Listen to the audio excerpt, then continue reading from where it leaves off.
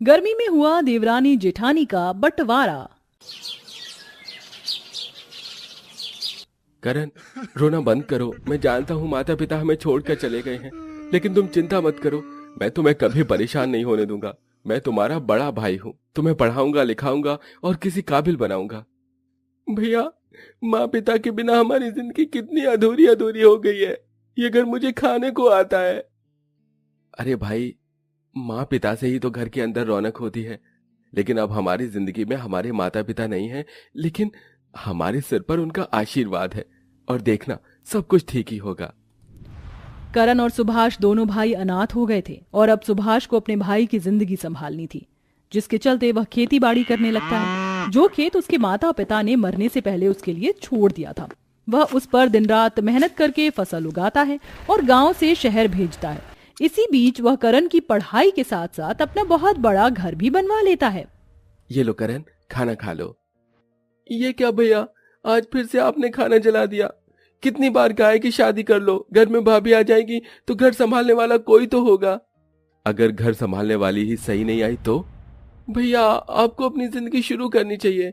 वैसे भी कुछ दिनों बाद मैं शहर चला जाऊंगा। मैं चाहता हूँ जाने से पहले आप इस घर में भाभी ले आओ। करण की बात मानकर सुभाष गौरी नाम की लड़की से शादी कर लेता है। गौरी बहुत समझदार और सुलझी हुई थी। वह शादी के बाद अपने पति और उसके घर को पूरी तरह संभाल लेती है। चलो भैया भाभी, मैं शहर के लिए चलता हूँ। बहुत जल्द वापस लौटूंगा कुछ बनकर। हाँ देवर जी, जब तक आप आएंगे मैं आपके लिए लड़की भी ढूंढ लूंगी। भाभी जी, आप भी ना। करण इतना कहकर ट्रेन में चढ़ जाता है। इसके बाद उसके भैया भाभी दोनों मिलकर खेती बाड़ी करते रहते हैं और शहर में उसकी जरूरत के अनुसार पैसे भिजवाते रहते हैं। देखते ही देखते 7-8 साल हो जाते हैं। इस बीच गौरी और सुभाष को एक बेटा भी हो जाता है, जो अब 7 साल का होता है। सुनिए जी, पड़ोसन एक रिश्ता बता रही थी। लड़की बहुत समझदार, पढ़ी लिखी है और अच्छे घर की है। हमारे करण के लिए अच्छी रहेगी। ठीक है, पहले करण को शहर से वापस लौट तो आने दो। कुछ समय बाद जब करण अपनी पढ़ाई पूरी करके शहर से वापस घर आता है तो उसकी भाभी उसकी शादी करवाने के लिए उसे कहती है। भाभी भैया, दरअसल मुझे आपसे कुछ बात करनी है। मैं एक लड़की से प्यार करता हूँ और उसी से शादी भी करना चाहता हूँ। अरे देवर जी, आप तो बड़े छुपे रुस्तम निकले। अगर ऐसी बात थी तो आपने हमें बताया क्यों नहीं? हम उसी से शादी करवाएंगे जिससे आप शादी करना चाहते हैं। करण को शहर की सिमरन बहुत पसंद थी। गौरी और सुभाष दोनों सिमरन के घर पर शादी की बात करने पहुंच जाते हैं और उसका हाथ अपने भाई के लिए मांगकर वे दोनों की शादी करवाकर सिमरन को घर ले आते हैं। अरे बाप रे बाप, इतना बड़ा घर! यहाँ तो हर कमरे के अंदर एसी लगा हुआ है। मेरे पति के भाई इतने अमीर हैं, मुझे तो पता ही नहीं था। आ जाओ सिमरन, इस घर में तुम्हारा स्वागत है। आज से तुम इस घर की छोटी बहू हो और मेरी देवरानी हो। चलो, मैं तुम्हें तुम्हारा कमरा दिखा देती हूँ। बाहर बहुत गर्मी है और इतनी गर्मी में तुम सफर करके आई हो, थक गई होगी। गौरी इतना कहकर सिमरन को उसके कमरे में ले आती है। अपना कमरा देखकर सिमरन और भी ज्यादा खुश होती है। ये कमरा तो बहुत अच्छा है। चलो अच्छा है, इसमें एसी लगा हुआ है, कम से कम गर्मी तो नहीं लगेगी। तुम आराम करो, अगर कुछ भी चाहिए हो या मेरी मदद की जरूरत हो तो मुझे बता देना। गौरी इतना कहकर चली जाती है और अपने बेटे मयंक के लिए खाना परोस कर उसे खिलाने लगती है। मयंक बेटा, चलो जल्दी से खाना खा लो। माँ, मुझे भूख नहीं है, मुझे बर्फ का गोला खाना है। नहीं बेटा, बिना खाना खाए तुम्हें बर्फ का गोला नहीं मिलेगा। खाना खाऊंगा तो बर्फ का गोला दिला दोगी? हाँ बेटा, बिल्कुल दिला दूंगी। इस तरह गौरी अपने बेटे की सारी ख्वाहिश पूरी करती है। देखते ही देखते कुछ दिन बीतने लगते हैं। वहीं किसी दुर्घटना के चलते इस बार सुभाष के सारे खेतों में आग लग जाती है और सारी फसल खराब हो जाती है। हे भगवान, ये क्या हो गया? मेरी इतनी मेहनत सब पानी में मिल गई। सारी की सारी फसल जल गई है। अब हम लोग क्या करें? क्या खाएंगे सारा साल? अजी, आप अपने आप को संभालिए, सब कुछ ठीक हो जाएगा। भैया, मैं नौकरी करूंगा, आपको परेशान होने की जरूरत नहीं है। इस तरह करण नौकरी करने लगता है, जिसके चलते वह घर भी संभालता है। कुछ पैसे अपने भैया भाभी को भी देता है और अपनी जरूरत के हिसाब से पैसे बचा लेता है। लेकिन ये सब देखकर सिमरन को अंदर ही अंदर जलन होने लगती है। आज तो मेरे पति की सैलरी से हिस्सा ले रहे हैं, कल को इस प्रॉपर्टी को भी अपने नाम कर लेंगे। नहीं, मैं ऐसा नहीं होने दे सकती। ये सब मेरा है, आने वाले टाइम पर ये सब मेरे बच्चों को ही मिलना चाहिए। मुझे कुछ ना कुछ तो करना ही होगा। इस तरह सिमरन सबसे पहले अपने पति को प्रॉपर्टी के लालच में फंसा लेती है। देखो जी, आपकी नौकरी प्राइवेट है, कब छूट जाए कुछ पता नहीं, और कब तक अगली नौकरी मिलेगी ये भी नहीं पता। देखो, मुझे तो गौरी दीदी बहुत तेज लगती हैं। मैंने उन्हें सुना था प्रॉपर्टी के बारे में बात करते हुए। कहीं ऐसा ना हो वो सारी प्रॉपर्टी हम लोगों से छीन ले। नहीं, ऐसा नहीं हो सकता। मैं ऐसा नहीं होने दूंगा। इस प्रॉपर्टी में मेरा भी तो हिस्सा है। इसीलिए तो मैं आपको समझा रही हूँ, समय रहते अपने हिस्से पर कब्जा कर लीजिए, कहीं आगे जाकर हम हिस्से में बंटवारा भी ना ले पाए। इस तरह करण अपनी पत्नी की बातों में आकर अपने भैया भाभी से बंटवारे की बात करता है। मुझे आप लोग मेरा हिस्सा दे दो, मुझे और कुछ नहीं चाहिए। ये रहे प्रॉपर्टी के पेपर्स, इन पर साइन कर दो भैया।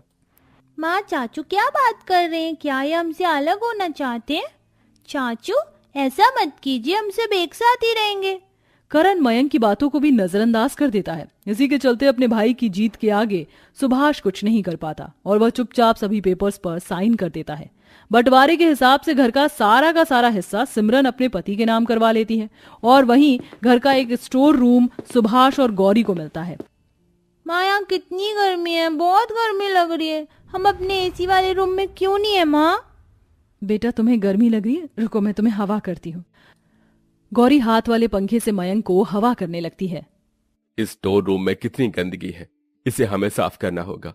और यहाँ एक खंबे की भी जरूरत है, लेकिन पंखा खरीदने के लिए भी मेरे पास पैसे नहीं है। साफ सफाई तो मैं कर दूंगी, लेकिन पैसे कहाँ से आएंगे पंखे के लिए?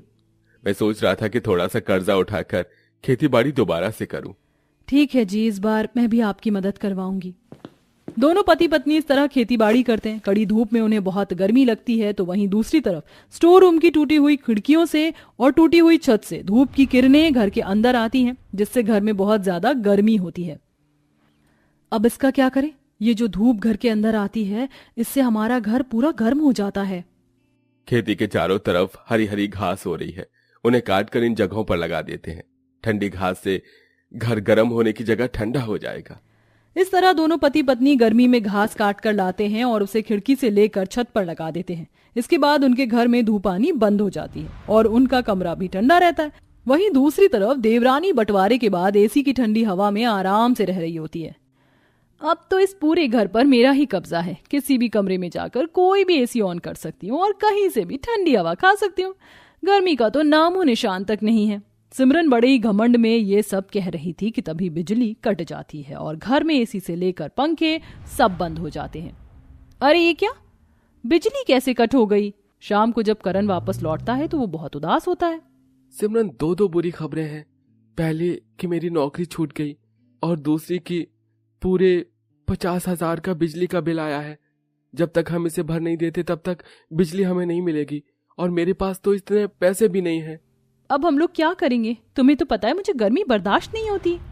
अब कुछ है भी नहीं करने के लिए। सारा दिन अब सिमरन और करण को घर में बिना बिजली में रहना पड़ता है, तो वहीं सुभाष और गौरी की मेहनत रंग लाती है। वह अच्छी खासी खेती करके उसका अच्छा मुनाफा प्राप्त करते हैं। धीरे धीरे वह अपने स्टोर रूम के कमरे को बहुत अच्छा बनवा देते हैं और साथ में अपने घर की परेशानियों को ठीक कर लेते हैं। उनकी ये तरक्की देखकर सिमरन और करण को अपने किए पर शर्मिंदगी महसूस होती है। क्यों ना हम जेठानी जी और जेठ जी से मदद लें? अरे किस मुंह से जाओगी मदद मांगने? याद है ना, हम लोगों ने उनके साथ कितना बुरा किया। सारा घर अपने हिस्से में कर लिया और उन्हें गर्मी में मरने के लिए छोड़ दिया। इस तरह सिमरन और करण दोनों परेशान बैठे थे, तभी गौरी उनके पास आती है। ये लो देवरानी जी, पूरे 50,000 रुपए हैं। बिजली दफ्तर में ये पैसे भर देना, इसके चलते बिजली वापस आ जाएगी। जेठानी जी, आपको कैसे पता कि हमें 50,000 रुपए की जरूरत है? माफ करना, मैंने तुम्हारी बातें सुन ली थी, मुझसे देखा नहीं गया तुम्हें इस हालत में। ये सुनते ही सिमरन की आंखों में आंसू आ जाते हैं और वह गलती का पछतावा करते हुए गौरी को गले से लगाकर माफी मांगती है। अरे अरे, रोने की जरूरत नहीं है, सब कुछ ठीक हो जाएगा।